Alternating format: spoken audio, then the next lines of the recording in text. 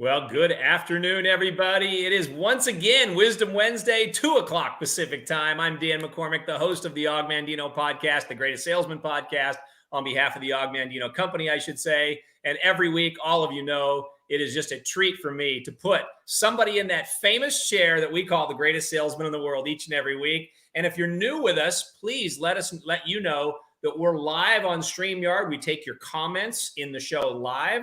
Tell us who you are, where you're from, maybe how you know Rick, what any questions you might have for my guest today. It's going to be fantastic. If you have not seen our show before, you can catch all of our broadcasts on Facebook or YouTube under The Greatest Salesman, or you can go to our webpage, thegreatestsalesman.com, and see all of the shows. Or, of course, you could go to any of your podcast sites and pull down all of the episodes from there as well. We love your comments. We love your reviews. We love everything that you have to offer for the show. And so happy holiday season to everybody. Merry Christmas. It could not be a more timely episode number 25, right near December 25th, Christmas. And of course, that magical story that Og Mandino shared with us now 52 years ago, that unbelievable gift that he had of sharing with us a philosophy for living, a philosophy for life, a philosophy for writing that was just very unique, very different.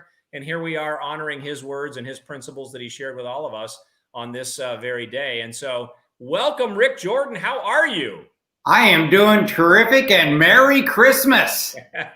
It's great because you never know who's going to listen today live, or they might listen 6 weeks, 6 months, or even 6 years from now. And they'll know that we're just right here in the holiday season, Christmas season, and we're all joyful and grateful. And it's great to have you here. We've known each other for a long, long time. We've worked together in business before. And I think what I love to do before I get into any of that kind of stuff, I just love having my guest, for the benefit of our listening audience, to hear from my greatest salesman in the world today on what are the 3 things you believe, Rick, that shape your life or each and every day of your life. I wonder if you couldn't start off with that. Well, I wake up in the morning and I begin my day like this.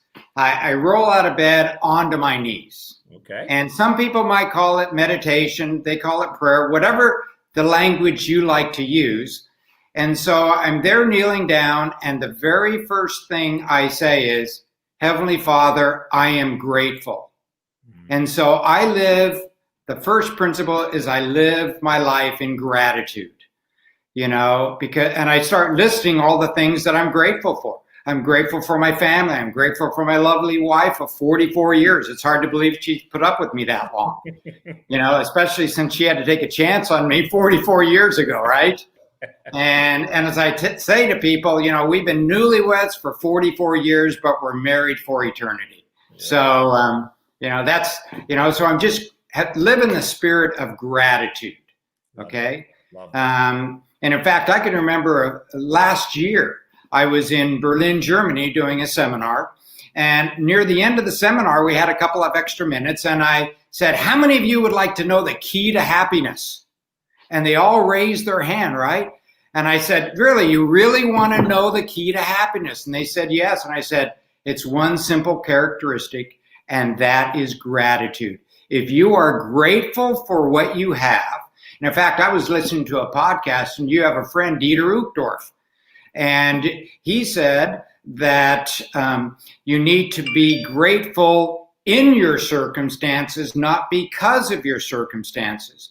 And as we ebb and flow, when good things happen, bad things happen, if we have that spirit of gratitude, it'll be okay.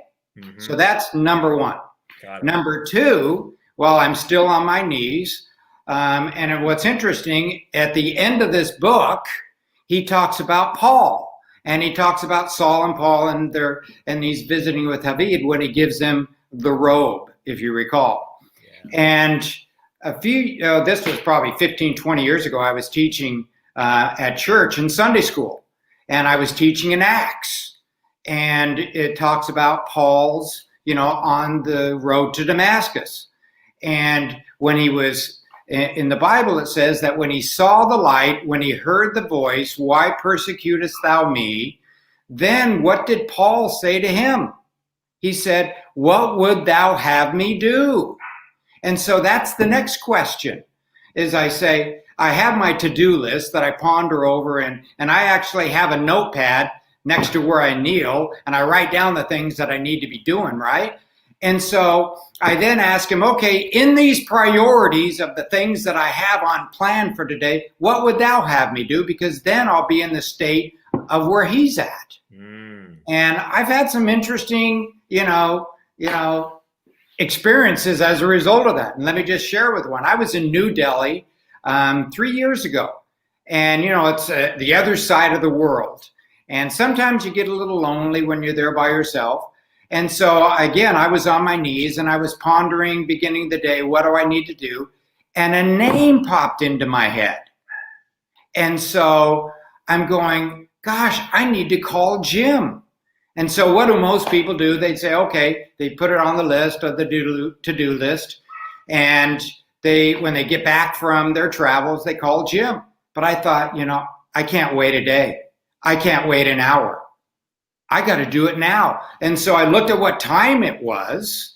And it was, I think, around 6 a.m. in New Delhi, which meant it was about 6:30 p.m. here in California. And I gave Jim a call. And I said, Jim, and he didn't answer the phone, by the way. But I left a message and I said, Jim, I don't know why I'm calling you, but I was pondering. I was in my state of meditation today, and I felt that I needed to call you. And I want you to know that there's somebody that has a great deal of respect for you on the other side of the world. I miss you and I love you. Wow. So, so I asked him that. So what do you want me to do? And then the next thing is you got to act on it. And, you read about that in scroll number 9, but I feel you need to act in faith. And because faith is the moving cause by which everything happens, and let me give you an example, because most people look at it as a religious term, but it really is the key to everything that we do. And, since we've known each other over 30 years, and I still drive the same car, 1963 Porsche, right? Okay, and that was my car. But you have to tell them the license plate. The license plate is C. Rick Go. Isn't that great? I love it. I've always loved it. Matter of fact, you're not going to remember this story, I don't think, but I believe you were driving to play golf with me or me to play golf with you, and we're on the phone. And I said, what's that noise? And you said, oh, I got pulled over by the state trooper. He's giving me a ticket right now. I remember that. You remember that? You talk about speed, and we'll talk about that a little later if we have time.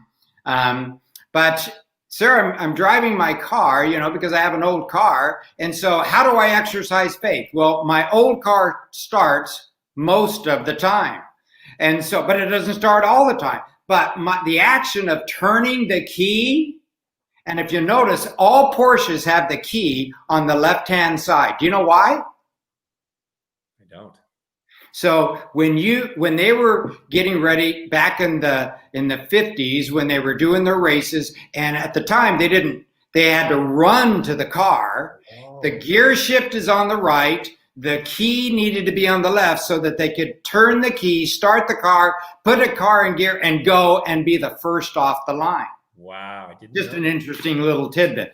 So, but back to my car. So when I turn the key, that is my faith in action that I'm going to hope the car starts.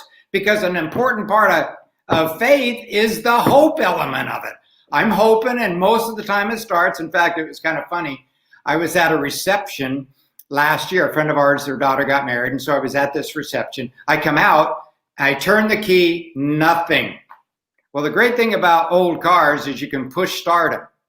And so I was out, I turned the car around, it was a little downhill, and so I'm pushing, where a friend of ours, Justin, comes out and he says, you need help. Now, this guy's in his late 20s. He's never seen a car started like being push started. And so we push the car, I pop the clutch, and the car starts, and off we go. Wow, that's beautiful. What a start to the show. I'm fired up by this. I mean, we've known each other a long time, but You're the greatest salesman in the world today. I asked you to come on the show. I said, can you come on December 23rd? You said, well, tell us how many grandkids you have now? 20. 20 grandkids. You said, we're going to have a lot of grandkids at the house, but I can step away. And I said, well, invite them all to come on the show and make a comment here and add something to the show. But, your businesses are international. You do tens of millions, hundreds of millions, perhaps billions of dollars in revenue in all of your businesses throughout your career. And you've been in the direct selling world now for, I want to say 30 years. A little over 30 years. I was asked to sit on the board of directors of a company back in '88. Prior to that, we were involved in something that unfortunately didn't go the distance. Right. So I sat on that board for a number of years, and then when the recession hit, as you know, I'm in the insurance business, and I felt like I was on a treadmill, where the incline's increasing, the speed's going faster, but I'm staying in the exact same place. Yeah. And so I saw people in network marketing that literally I felt didn't have the talent I had in my little finger, and they're making hundreds of millions of dollars. I'm slaving away on this treadmill. There's something wrong with this. And so I began looking, came across a company, fell in love with the product, had amazing product experience in lowering my cholesterol, and jumped on board with both feet on a very limited time basis. But because I had my insurance business to run and other things, and so jumped in with both feet, and I tell you, it's been the biggest thing I've been involved with. Yeah, you've done an amazing thing all over. I mean, here you are traveling the world. Your business is all over the world. We'll come back to that in a few minutes. And if anyone's joining us late, hello and good evening, Donna, wherever you may be. And it's great to have everybody. We usually get listeners around the globe chiming in here. It's great to have everybody. I wonder if now, for the sake of the fact that you've laid the foundation, and it's a incredible perspective that you offered for our listeners on those three things that shape your life. And you can really feel, I love to point out that when you have somebody in the chair that you're in and being recognized as the greatest salesman in the world, you can always feel the genuine authenticity of how people live those three things. And I think you mentioned you went back and watched like 15 or so of the podcasts, and you can feel that, can't you, when you listen to these incredible people? Absolutely. And for those that are just joining perhaps for the very first time, I would certainly encourage you to go back to the other podcasts. Yeah. Justin Prince, Ricky V, the Toths, Patty Acosta. These are just a few of the names that I can recall. It was remarkable. And, when I like to run, and I think it said in my bio, I've done 16 Boston marathons. And so, you spend a lot of time running, and I spend a lot of time running by myself. And so I listen to things, always listen. I don't listen to music. Unless it's on a very special day or it's in between speeches. But I listen to things. And so, when I run 30, 40, 50, 60 miles a week, and when you're running that long now at my age, it's a little bit longer than it used to be.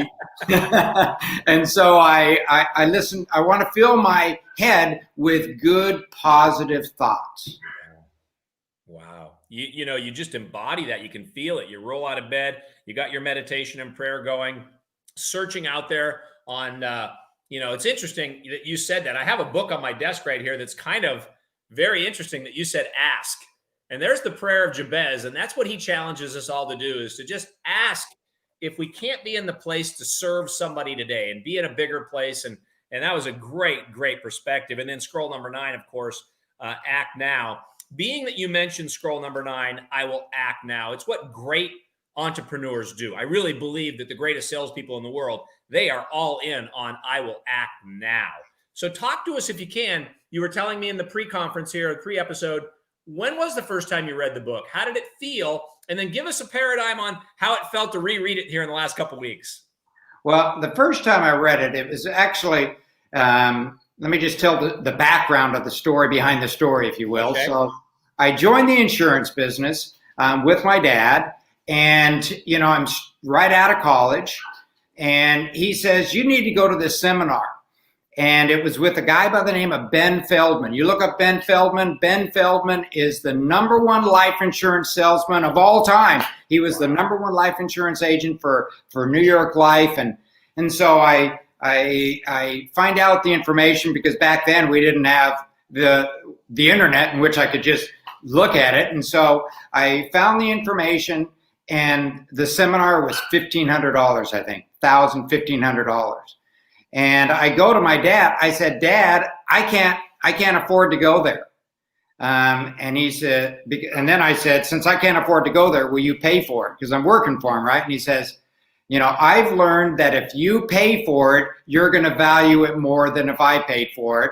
And so that was always his principle with me growing up. Wow. And so I had to borrow the money to go to the seminar, because he says, you can't afford it, but you can't afford not to go. Yeah.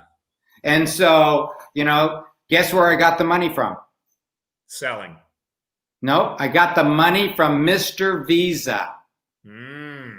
Because my selling techniques were so bad, I could not book the ticket in order to go without using Mr. Visa. Wow. And so I go to Mr. Visa, and so I'm at this seminar with Ben Feldman, and he says, a few things I encourage you to do. He gave us some of his secrets, which that's another topic for another day, but he tells me to read the book.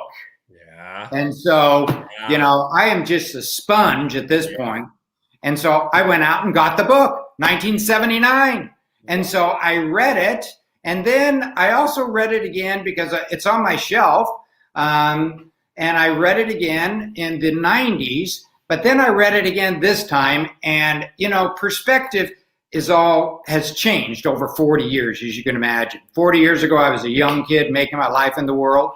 And now I can look back. And so it has a little bit different meaning for me now, if you will. Yeah. And when I read it this time, it resonated with me. And there's not a lot of books I do encore reading, which over and over again. I do the scriptures, I think that's important for me. And every year or two, I read Think and Grow Rich. I love the next book that he wrote, Outwitting the Devil. I read that. So good. But this time of year, I read The Christmas Carol. And so I love that Christmas Carol. The sad part about this Christmas Carol is when we think of Scrooge, what do we think about? We think about the guy before he changed.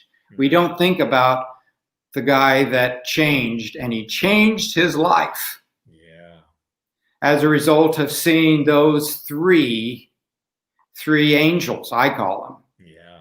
And, so this is now one of those encore readings for me. And since you asked me to do this around Christmas time, and, the story of Havid, when he delivers the robe to the Christ child in the cave in Bethlehem, this is going to be my new Christmas read too. Love it. It's interesting you mentioned that, because I hadn't thought about the encore read, but there are some encore reads for me as well. Certainly I do this regularly, probably 3 or 4 times this year already. I listen to the scrolls every day. The first scroll I wake up to is I will greet this day with love in my heart. But I never forget, I feel like if my life ever veers off course of missing out on that gratitude piece, I always got to go to Man's Search for Meaning. I really feel like that speaks, and especially with what's happened in our world this year, I thought that was pretty special. When you reread it just recently here, was there a scroll that stood out to you? I mean, you mentioned scroll number 9, but was there... What stood? I mean, you mentioned the pre-story, but was there a scroll that just said, "Wow"? Well, let me tell you how it evolved, because I have a journal. I keep a journal, and I looked back at my journal when I wrote or when I read the very first time, and guess what scroll it was that caught my interest back then? It was scroll number 4. I am nature's greatest miracle. And here's the reason why, because I like to write down what that means to me. And what that means to me is I'm a child of God. I'm unique. And as a result of me being a child of God, what is my destiny? What is my inheritance, if you will? And back in 79, and you don't know this about me, but when I was in 6th grade, I had a teacher that my 2 older sisters both had, and they said that she is the greatest teacher ever. And you talk about the greatest salesman, well, she's the greatest teacher ever. My parents made sure I got into her class there at Longfellow Elementary School in Long Beach. And so I'm in this class, and we have a parent-teacher conference during the mid-semester. And so I go in there with my parents, and here's this lady, Miss Ritchie. She never was married, so you can kind of, get the picture. And she says to my mom and dad, your daughters, and she remembered their names, Carolyn and Sue, they were terrific. But this kid is by far the dumbest student I've ever had. And so guess what happened? For the next 13 years, for the next 7 years. So through high school, 6 years of high school and 1 year of college, I proved her right. I never took a book home in high school, and believe me, I've got the grades to prove it. Yeah. And so, when I was 19 years old, I decided to serve a service mission for our church. And that's when I came to the realization that I have a self-worth. And, and it meant so much to me when I read that, because really we are God's greatest miracle. And when we actually understand that, who our dad is, who our mom is, and things of that nature, guess what? Our thinking changes. Yeah. Because we have a completely different perspective. And so when I read it the first time, that was it. And now it's number 2. I will greet this day with love in my heart. Because, I want to create a legacy, if you will, of love and charity. And, charity isn't acts. It's a way of being. Yeah. And so I want to demonstrate that way of being. And frankly, I have not been very good at it. When we talk about, and I've heard some people say, I want to live my life without regret. Well, I wish I could say that, because I have lots of regrets. I've got lots of things I need to improve on. And every day I'm trying to improve on. And so I try to change, but I want to live my life with love in my heart. Beautiful. It's interesting. I love showing, and you've probably seen it, is I always pull out the card stock when I see a scroll. And so I see I am nature's greatest miracle here. And I'm just looking at some of these words that you're thinking while you're saying it. And then, how Og says, since the beginning of time, there's never been another with my mind, my heart, my ears, my eyes, my hands, my hair, in my case, my lack of hair, my mouth, and none of that came before. And so it's a great thing to always hear somebody, when they read the book, 10 years, 20 years, 30 years, 40 years ago, whatever it was. I think Stephen McNeil, one of my great friends, talked about Ben Feldman in one of the quotes there, how he used to learn from him as well when he had his New York Life agency. But what a magical thing for us all to ponder right now, and to really find what scroll touches you this time of year. It's a great, great thing. And if you don't mind, Rick, I just want to give our listeners today an opportunity to learn what you're learning, and learn it at a level that the Og Mandino company calls it Habit Finder. And for those that are watching or listening, you can go to habitfinder.com/podcast. And really what that does, it's going to be a brain challenge for you to say, how can I simplify 15 minutes of my life and organize these 18 words, and let math prove out how your thoughts mirror the image of the scrolls or do not. And let one of our coaches call you or follow up, or you'll read your results. It's free. It's got a value to it of $100 or $200. But if you have not done that, maybe you can make it a family project. Do it with your kids, with your wife, with whoever. And it's just a magical thing. I usually do it a couple times a year to get my head around, hey, am I getting enough empathy? Am I looking on the outside on who I can help and who I can serve, and not being too consumed with myself? I think Og was trying to tell us that throughout the scrolls. It's interesting, Rick. I'm not so sure if you and I were to go through the book right now that we would have a lot of great sales techniques for our listeners today, but we might have, in Og's own way, a lot of techniques on how to have a better life. Well, it is. And when I was reading the 10 scrolls, a thought came into mind. These are principles.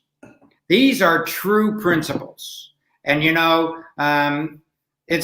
truth has been defined as it's the same yesterday, today, and forever. Right. I like truth being defined as things as they really are and as they really will be. Mm. Okay? Because it's like, I was on the ladder putting up Christmas lights, right? And I didn't fall, but if I fell, I could sit there and say, I don't believe in gravity. Gravity doesn't work. So as I'm falling, gravity, come on, stop.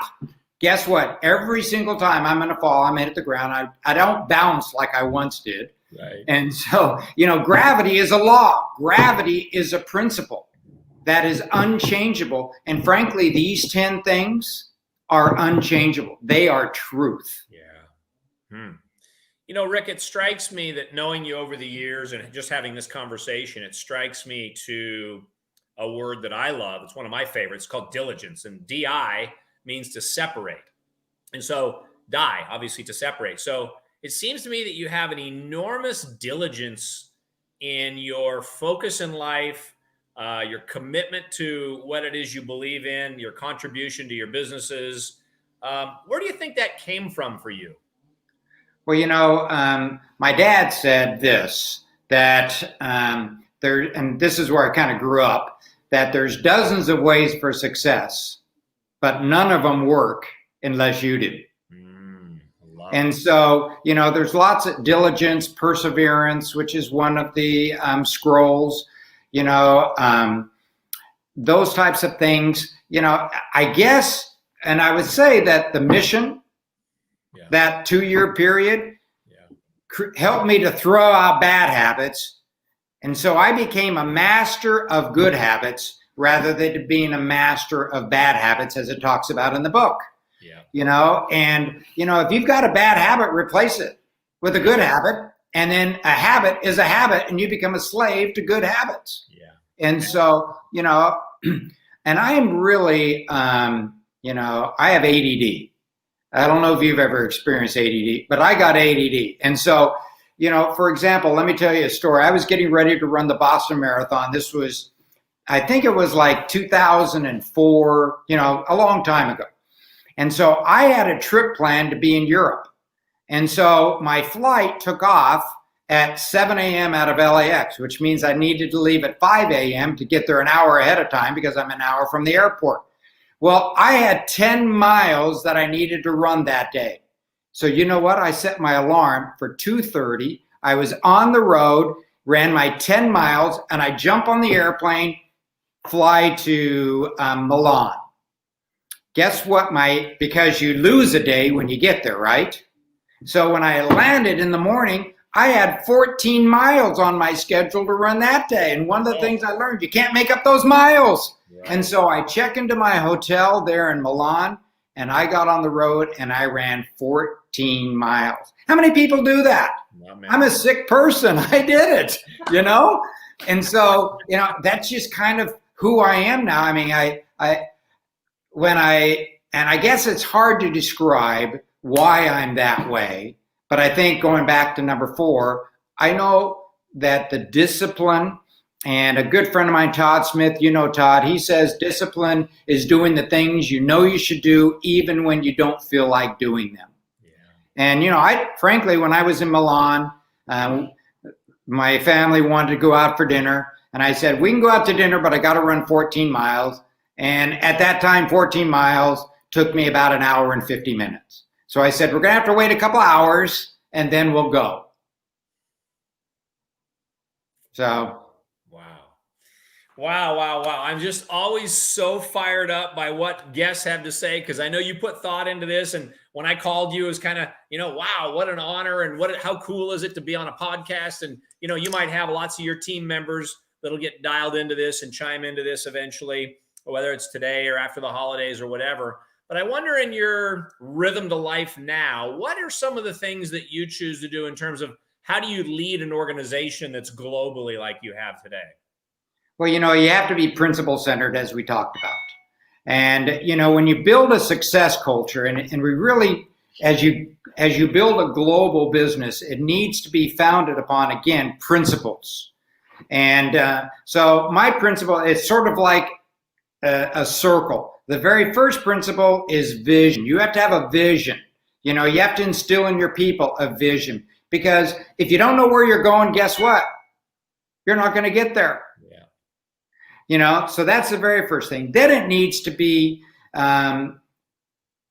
followed up with a daily action plan. What do you do every single day? Like when I got started in the business of network marketing, I was making 2 phone calls a day. I had an hour, and I felt that if I could make 2 phone calls every day during that hour, then I could do it. Nice. And so, and you have to stick to it. That's one of the principles that Ben Feldman said, is you have to follow the system, okay, which is the next point. You have to have a system. But back to the daily action plan, I can remember when I first got started, and it had been about 30 days, and I'd never missed a day. And that's one of the, again, getting back to the discipline, the diligence, the perseverance. When I make a commitment, I keep it, because there's a lot of people that make commitments, but very few keep them. That's been my experience. And so I kept it. And so one night I'm sitting there laying in bed, reflecting upon the day, and I realized I hadn't made my 2 phone calls. Mm-hmm. So what do most people do? They sit there and say, I'll make two more tomorrow. Right. But I realized that if I missed it, guess what? I might have another excuse some other time, and it'll be easier to miss the next time and the next time. So I got out of bed. 10:30 at night, I made 2 phone calls. Wow. At 10:30 at night. And the call went something like this. Hey, Dan, I was laying in bed. Your name popped in my head. I'm involved with a new project. When can we get together? I love it. And so both of those, when I met with those 2 people, I said, so, what do you want to talk about? They said, we don't want to talk about anything else but what you want to talk about. You called me at 10:30 at night. It's been killing me since we talked. That's great. So guess what I thought I might do? Maybe I need to make all my phone calls at 10:30 at night. It works. I've tried it. It definitely works. There's an urgency on that one. Yeah. So you first of all have the vision, then you have the daily action plan, then you have the system that they need to follow. Then it rolls right into personal improvement. You see, one of the values of this business is we thrive upon being better today than we were yesterday. We ought to be better tomorrow than we are today. That only comes if we have the mindset of improvement. And so you have personal improvement. That then what does that lead to? It leads to lifestyle experiences. And so then you have those lifestyle. Well, before the personal improvement, you have edification. And this is really important. And it goes back to the gratitude, because when you treat people with dignity and respect in the spirit of gratitude, that will emanate throughout the entire organization. There's a lot of do's and don'ts. You don't talk negative to anybody, and so forth. And that's my phone, by the way. It sounds like a doorbell, but it's the phone.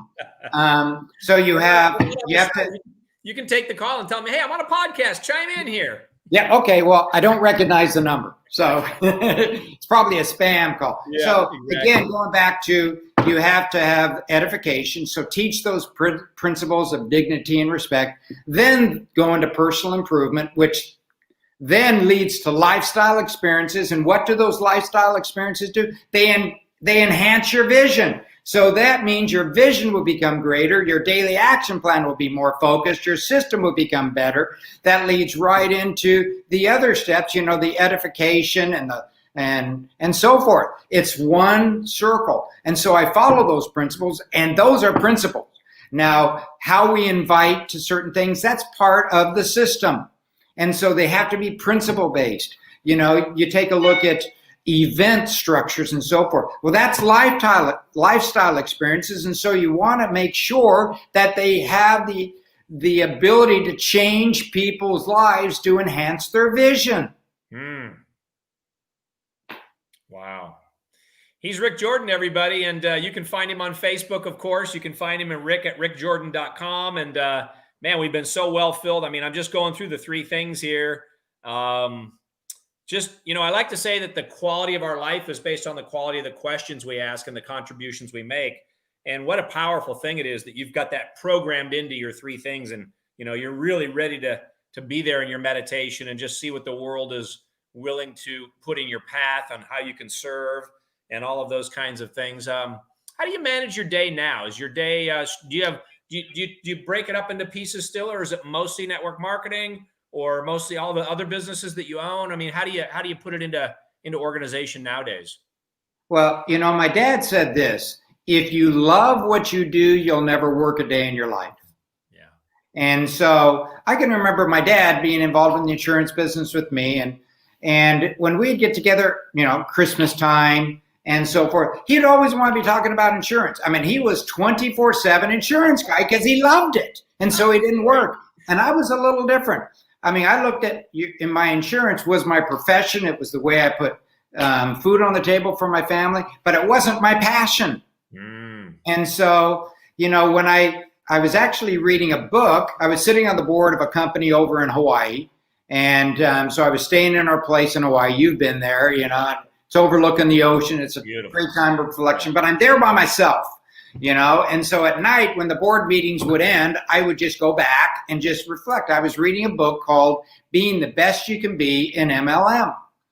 And so I think it's by John K. Lynch. Yep. And because I was sitting on the board of this company, and so I felt I needed to know about the industry. So the things that he asked was, number one, if you were given $1 million, what would you do with it? Number two, if you could do anything in your life, how would you spend your time? Number three, I think number three was given $1 million, do anything in your life. I forget what number three was. It'll come to me. At my age, I forget some things. And then number four was write your eulogy. That's a Stephen Covey. And I know your wife had Stephen Covey in organizational communications, organizational behavior there at BYU. Yep. And so, so I did that. And after I compiled all this, I said, insurance might be my occupation, but it's not my passion. My passion is helping people. And, I think about, my passion in helping people. In the insurance business, I help people, but only when they have a tragedy, when they have a loss, and I'm commercial insurance. I'm not so much life insurance. And so I sit there and I look at that, and I'm not really helping people. I own a car wash. And so I only help people when their cars are dirty. Not a lot of self-satisfaction out of that. I have a storage facility, help people when they have too much stuff, and so that's not a lot of fulfillment. But when you help people change their lives, there's so much satisfaction. I mean, one of our products helps to levelize type 2 diabetics. And so there was a diabetic, he had been a diabetic for over 30 years. And he was talking to one of our people that I had introduced the products to. And he said, I'm having my foot amputated in a few days. Ooh.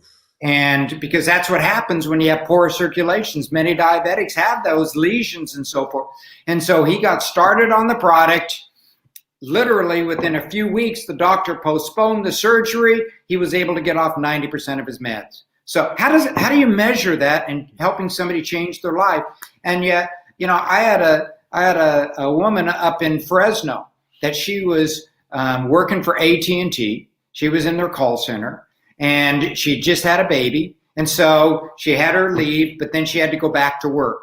And it killed her that she had to go to work. She wanted to be a stay-at-home mom, and yet she still wanted to be fulfilled by working.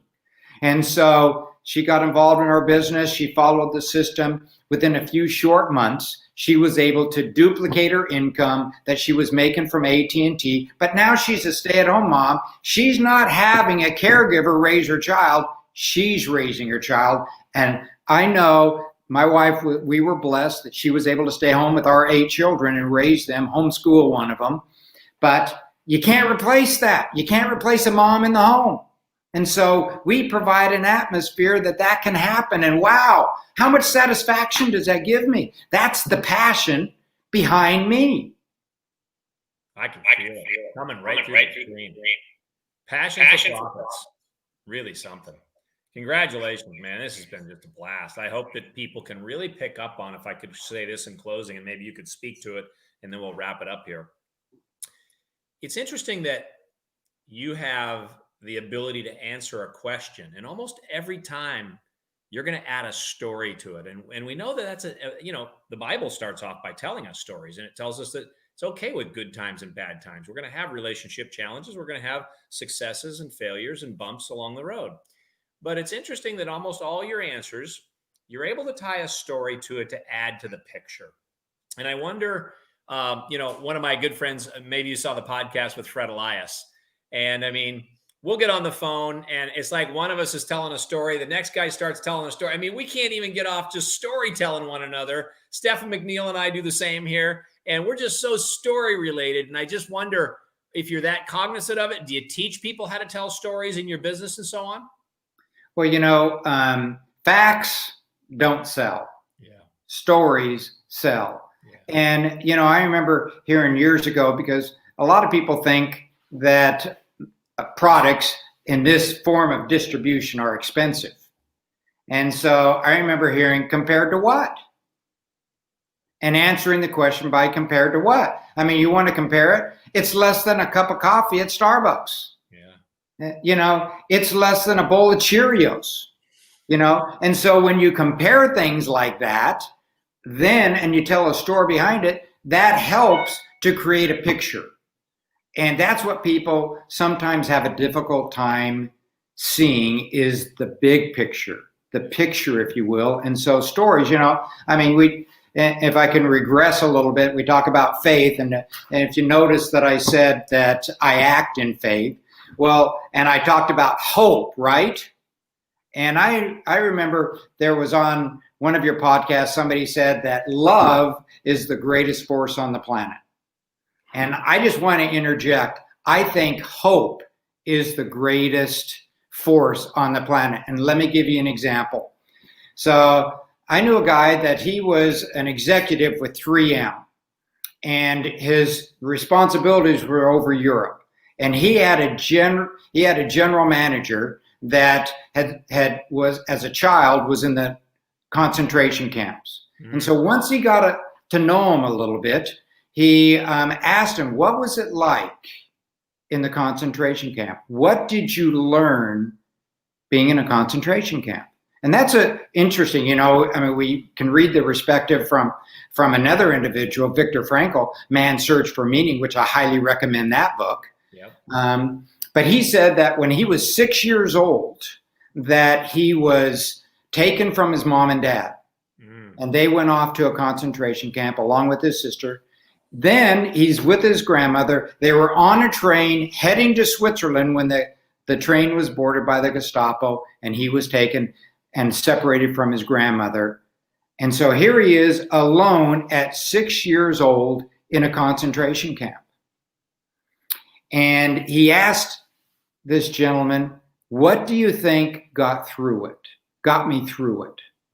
And he said, well, it had to be love. That's the most powerful force. And he says, no, love. My captors, they didn't love me. It was the hope that someday I would see my mom and dad. It was the hope that someday I would be able to hug my grandmother again, that I'd see my sister, which none of them ever happened. But it was the hope that someday. And you see, what we provide is hope. And if you take a look at, here we are in 2020, and I, at the beginning of the year, saying this is going to be an amazing year, the year of the perfect vision.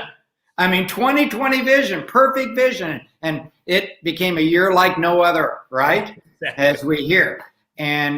But when you take a look at, there's a lot of people in despair. There's a lot of people that are struggling financially, that have gained weight, if they will, that are not providing for themselves. We can provide the hope that there's a better way, and then the next factor, which is trust. And I know one of your speakers talked about the critical nature of trust, because we're going to ask people to do things that are uncomfortable, to get out of their comfort zone, if you will. And so we have to be grounded on truth so that they will trust us with the hope that we can provide. I just love listening, man. It's just a thrill. And it's like we said in the pre-conference for all of our listeners out there today, I say, we usually go 25 to 40 minutes, depending on how much you like to talk. And you said, well, I usually talk too much. I think Justin Prince gave that answer too after the first question. He says, I promise all my answers will be shorter, but we could go on and on and on. And the comments here are just fantastic every week. And it's just an amazing thing. I love the story about hope. I really appreciate you sharing that. And let us hope and let us pray for all of our friends, family, and loved ones that are within our reach, that we might be able to serve and help and add more hope to their life. And Stefan's on the screen. Can I say one more thing? Of course. Okay. Since it sounds like you're concluding, I want to give an invitation to everybody on this call. And I want to give an invitation for those of you that will be listening in the future, because it is around Christmas time, and Christmas time is, most people, is the favorite time of year. But guess what? Every day can be your Christmas. And this is how it can be. Take somebody that is not expecting to hear from you. Call them. Give them the gift of friendship. As it said, what is our greatest asset? It's our friends. And so somebody that is not expecting it, just out of the blue. And I know you're really good about that, Dan, that, you call people regularly, but not everybody does. But call somebody, even you, Dan, call somebody that isn't expecting it. Yeah. And give them the happiness, the hope, the joy that we have. Wow. Well, you quoted one of my favorite mentors early on. His name is Dieter F. Uchtdorf, who used to fly those big 747s and be the CEO of some major airlines, whatever it was, it. And Lufthansa, thank you. The other day, he gives us this message, and he just kind of has this thought where he says, God has unimaginable plans for you in the future. So, Rick Jordan, thank you so very much. I know we could talk for another hour. We could sit on the stages of network marketing and keep going on this and dive in on all the things you've learned from Feldman to the books that you read, the Christmas Carol, all these amazing things. It's a wonderful thing to have you. I really appreciate you making the time in this time of year, this magical time of year. And we'll look forward to having you back in the future. And I want to thank all of our listeners, and wherever you may be, don't hesitate to make this a terrific commitment on your part, like Rick did, and make this a regular part of your reading curriculum, an encore book, as Rick called it here today. Thank you, all of our listeners. Thank you, Rick Jordan. God bless you for coming in today as the greatest salesman in the world. And he's Rick Jordan. I'm Dan McCormick. Everybody have the greatest rest of your day. Bye for now.